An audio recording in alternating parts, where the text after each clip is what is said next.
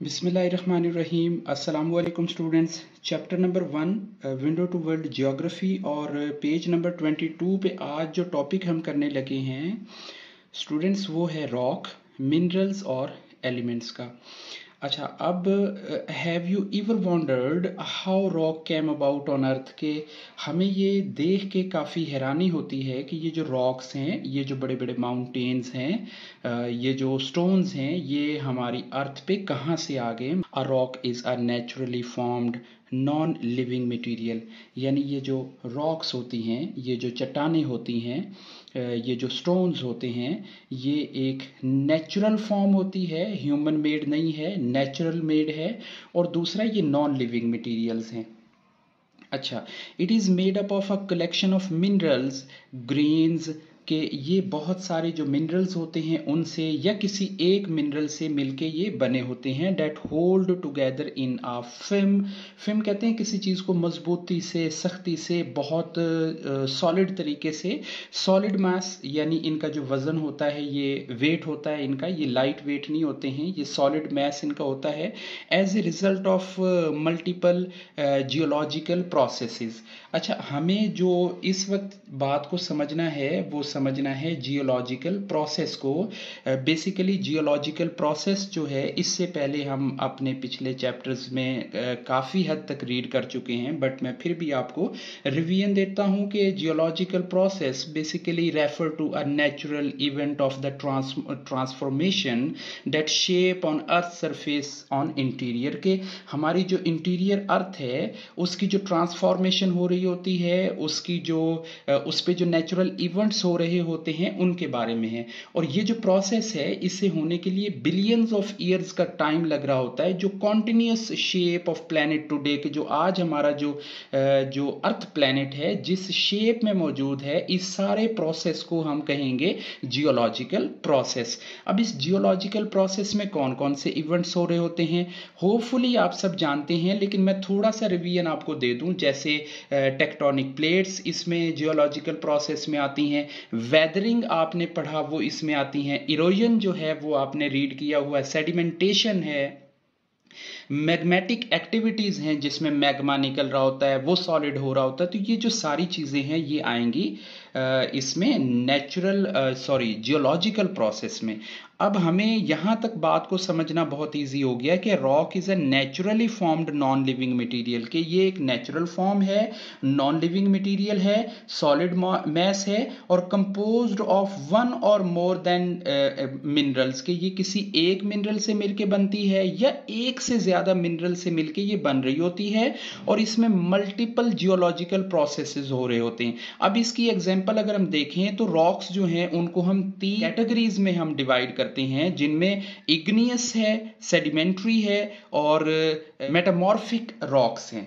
Example of the type of rocks, के rocks की जो टाइप्स हैं, यानी जब हमने उसकी डेफिनेशन को पढ़ लिया, कैरेक्टरिस्टिक्स को पढ़ लिया और उसकी मजीद एक्सप्लेनेशंस को रीड कर लिया, मेन जो पॉइंट हैं उनको हमने रीड कर लिया, तो अब हमें ये इसकी एग्जाम्पल्स के बारे में भी पता होना चाहिए कि एग्जाम्पल इसमें कौन कौन सी हैं। इग्नियस हैं, सेडिमेंट्री हैं और मेटामॉर्फिक रॉक्स हैं। Most of planet earth consist of rocks, यानी इसकी इंपॉर्टेंस को लेके अगर हम बात करें तो हमारी जो अर्थ है उसका मोस्ट ऑफ द पार्ट जो है वो इन रॉक से मिलके बना है।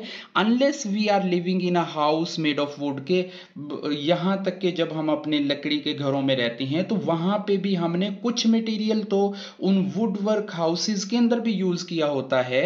The main component of construction houses would be derived from, you guess it, कि आपको आइडिया है कि जब हम वुडन हाउसेस भी बना रहे होते हैं तो हमने बहुत सारी चीजें जो रॉक्स हैं उनसे ड्राइव की होती हैं। लाइक हमारा जो सीमेंट आ रहा है, लाइक हमारी जो सैंड आ रही है, लाइक हमारी जो सॉइल आ रही है, सो ये सब वहीं से ड्राइव है। सॉइल के जो हमारी फूड है वो भी इसी सॉइल के अंदर ग्रोन हो रही है।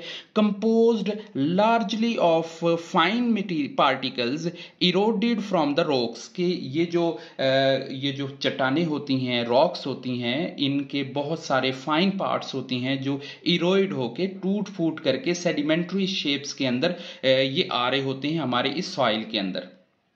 अच्छा, the lithium is the battery in our smartphone taken for the type of the rock के, ये एक और इंपॉर्टेंस है। लिस्ट गोन ऑन, और ये जो लिस्ट है, इंपॉर्टेंस की जो लिस्ट है ये चलती रहती है। यानी हमें रॉक के बारे में ये आइडिया हुआ कि ये नेचुरली फॉर्म होती हैं, नॉन लिविंग मटेरियल्स होते हैं, ये बहुत सारे मिनरल से या किसी एक मिनरल से मिलके बन रहे होते हैं। इनकी जो 3 टाइप्स होती हैं, इनमें जियोलॉजिकल प्रोसेस हो रहे होते हैं, और इसकी इंपॉर्टेंस के बारे में भी हमने रीड कर लिया।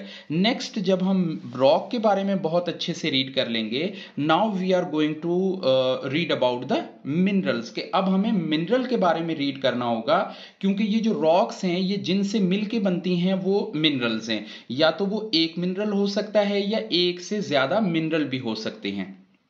A substance that are formed naturally in earth, कि ये ऐसा सब्सटेंस होता है, ये ऐसा मादा होता है जो नेचुरली तौर पे हमारी अर्थ पे पाया जाता है। डेट इज यूजुअली सॉलिड, या तो ये आम तौर पे सॉलिड होता है, इनऑर्गेनिक होता है, have a definite crystal structure, और इसमें खास डेफिनेट यानी पक्का, मजबूत, यानी डेफिनेट होता है कि क्लियर, जिसे आप कह सकते हैं कि क्रिस्टल स्ट्रक्चर होता है। जैसे हमारी शुगर होती है, जैसे हम कोई और डिफरेंट जो स्ट्रक्चर देख रहे होते हैं मिनरल्स के, उनमें वो अगर हम उनके फाइन पार्ट्स को देखें तो वहां पे हमें क्रिस्टल्स सामने आते हैं। It is formed naturally bye continuous geological process, और ये भी कॉन्टिन्यूस जियोलॉजिकल प्रोसेस से हो रहे होते हैं। अब जियोलॉजिकल प्रोसेस के बारे में हम रीड कर चुके हुए हैं कि वो कौन कौन से हैं, हमें उनके बारे में आइडिया हो गया। अब अगर हम इसके बारे में थोड़ा सा मेनली पॉइंट को सम अप करें कि ये नेचुरली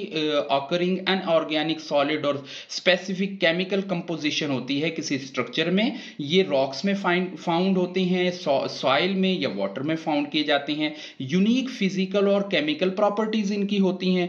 अब हम मजीद इसको रीड करें तो are formed naturally from the continuous geological process. A mineral can be made of a single chemical element, या तो ये एक सिंगल केमिकल एलिमेंट से मिलकर बना होता है, और मोर देन वन, या किसी एक से ज्यादा जो केमिकल एलिमेंट्स हैं उनसे भी मिलकर बना होता है। यानी आपको ये चीज क्लियर करना पड़ेगी कि जो बेसिक यूनिट है वो एलिमेंट है। एक एलिमेंट किसी एक मिनरल को बना रहे हैं, या कई सारे एलिमेंट मिलके एक मिनरल को बना रहे हैं, और एक मिनरल किसी रॉक को बना रहे हैं, या कई सारे मिनरल मिलके एक रॉक को बना रहे हैं। यानी आप ये समझें कि जो एलिमेंट होता है वो एक बेसिक यूनिट है, एलिमेंट से मिलके मिनरल बनेंगे और मिनरल से मिलके रॉक्स बनेंगे।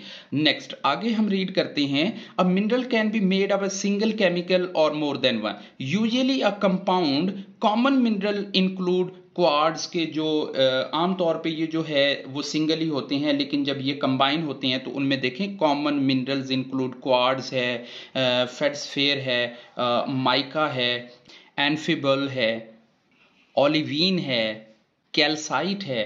Quartz of the found in a igneous rock shown in, ये हमारे सामने एक डायग्राम भी दी गई है। नेक्स्ट हम सबसे लास्ट वाला जो हमारा टॉपिक है जो रेलिवेंट है, what is and then are about the elements के। अब हम एलिमेंट के बारे में रीड कर लेते हैं। Element are chemically a simplest substance on earth that is hence can not be broken down further even more the chemical reactions के। ये वो सबसे छोटा पाया जाने वाला कुछ सब्सटेंस होता है, ये सबसे छोटा एक पार्ट होता है किसी भी एक मतलब उसका, जिसे हम फर्दर ब्रोक नहीं कर सकते, ज्यादा नहीं तोड़ा जा सकता, लेकिन एक एलिमेंट का जो सबसे छोटा पार्ट होता है उसे हम एटम कहते हैं। In rock, geologists subdivide the elements into the metal and non-metals के, इसे एलिमेंट्स को मजीद आगे फर्दर 2 पार्ट्स में डिवाइड किया गया है, जिनको कहेंगे मेटल और नॉन मेटल्स हैं। इसमें फॉर एग्जांपल के तौर पे गोल्ड है, सिल्वर है, और ये मेटल्स होंगी, और सल्फर और कार्बन जो है ये नॉन मेटल्स हैं। अब हम इनको सम अप करते हैं एलिमेंट को, तो ये क्या होता है, smallest unit of a mineral और अ रॉक, कि ये किसी रॉक का या किसी मिनरल का सबसे छोटा जो हिस्सा होता है। नंबर 2 पे हम ये रीड कर चुके हैं कि a substance that can not be broken down into the simpler substance by a chemical means वो क्या होगा, हम इसे पीरियोडिक टेबल के अंदर भी हमने इसे रीड किया है, रॉक्स की शक्ल में होता है, मिनरल्स में पाया जाता है, बहुत सारे मिनरल्स इससे मिलकर बन रहे होते हैं। सो अल्हम्दुलिल्लाह हमने इस टॉपिक को कवर अप कर लिया। होपफुली कि ये कंसेप्ट रॉक, मिनरल और एलिमेंट्स का कंप्लीट हो चुका है। नेक्स्ट नेक्स्ट इंशाल्लाह हम अगली जो वीडियो है उसमें हम टाइप ऑफ रॉक्स के बारे में रीड करेंगे। तब तक के लिए अल्लाह हाफिज़।